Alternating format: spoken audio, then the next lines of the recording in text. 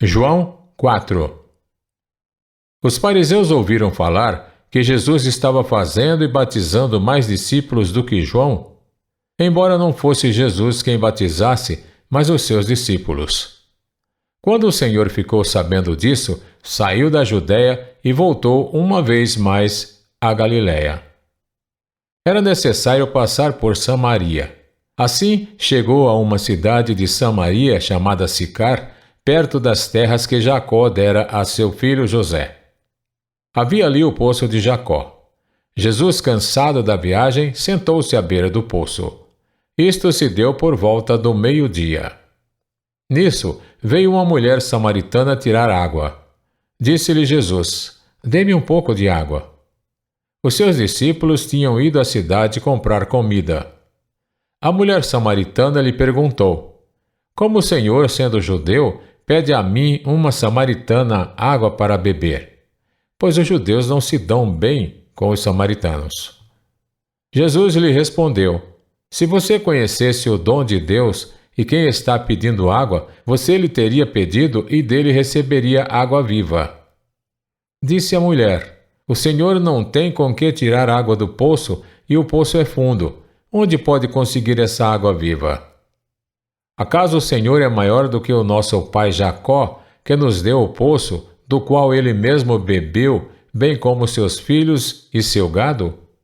Jesus respondeu: "Quem beber desta água terá sede outra vez, mas quem beber da água que eu lhe der, nunca mais terá sede. Ao contrário, a água que eu lhe der se tornará nele uma fonte de água a jorrar para a vida eterna." A mulher lhe disse: "Senhor, dê-me dessa água, para que eu não tenha mais sede, nem precise voltar aqui para tirar água." Ele lhe disse: "Vá, chame o seu marido e volte." "Não tenho marido", respondeu ela. Disse-lhe Jesus: "Você falou corretamente, dizendo que não tem marido. Fato é que você já teve 5, e o homem com quem agora vive não é seu marido. O que você acabou de dizer é verdade." Disse-lhe a mulher: "Senhor, vejo que é profeta. Nossos antepassados adoraram neste monte, mas vocês, judeus, dizem que Jerusalém é o lugar onde se deve adorar." Jesus declarou: "Creia em mim, mulher. Está próxima a hora em que vocês não adorarão o Pai, nem neste monte, nem em Jerusalém. Vocês, samaritanos, adoram o que não conhecem. Nós adoramos o que conhecemos, pois a salvação vem dos judeus. No entanto, está chegando a hora, e de fato já chegou, em que os verdadeiros adoradores adorarão o Pai em espírito e em verdade. São estes os adoradores que o Pai procura. Deus é espírito, e é necessário que os seus adoradores o adorem em espírito e em verdade."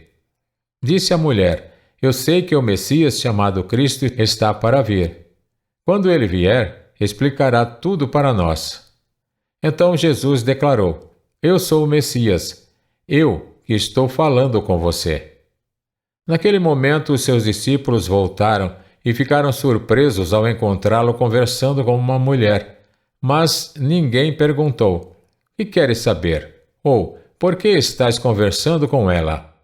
Então, deixando o seu cântaro, a mulher voltou à cidade e disse ao povo: "Venham ver o homem que me disse tudo o que tenho feito. Será que ele não é o Cristo?"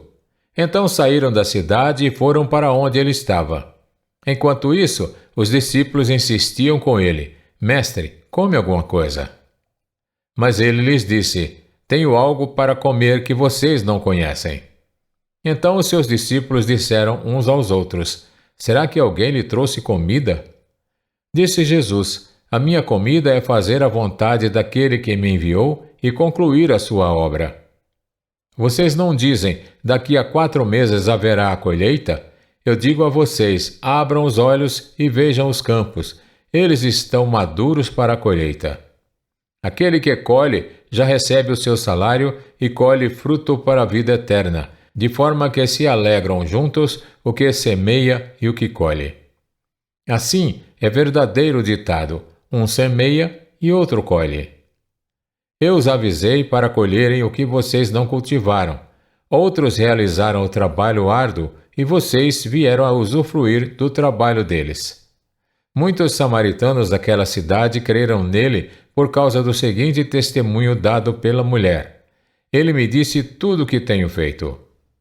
Assim, quando se aproximaram dele, os samaritanos insistiram em que ficasse com ele, e ele ficou 2 dias. E por causa da sua palavra, muitos outros creram. E disseram à mulher: agora cremos, não somente por causa do que você disse, pois nós mesmos o ouvimos e sabemos que este é realmente o Salvador do mundo. Depois daqueles 2 dias, ele partiu para a Galiléia. O próprio Jesus tinha afirmado que nenhum profeta tem honra em sua própria terra. Quando chegou a Galiléia, os galileus deram-lhe boas-vindas. Eles tinham visto tudo o que ele fizera em Jerusalém por ocasião da festa da Páscoa, pois também haviam estado lá. Mais uma vez, ele visitou Caná da Galiléia, onde tinha transformado água em vinho, e havia ali um oficial do rei, cujo filho estava doente em Cafarnaum. Quando ele ouviu falar que Jesus tinha chegado a Galiléia, vindo da Judéia, procurou e suplicou-lhe que fosse curar seu filho, que estava à beira da morte. Disse-lhe Jesus: se vocês não virem sinais e maravilhas, nunca crerão.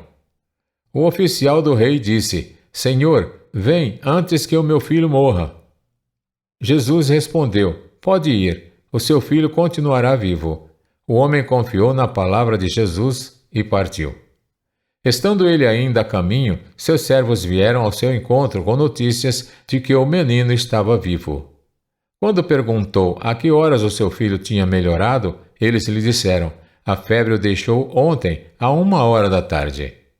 Então, o pai constatou que aquela fora exatamente a hora em que Jesus lhe dissera: o seu filho continuará vivo. Assim, creram ele e todos os de sua casa. Esse foi o segundo sinal milagroso que Jesus realizou depois que veio da Judéia para a Galiléia.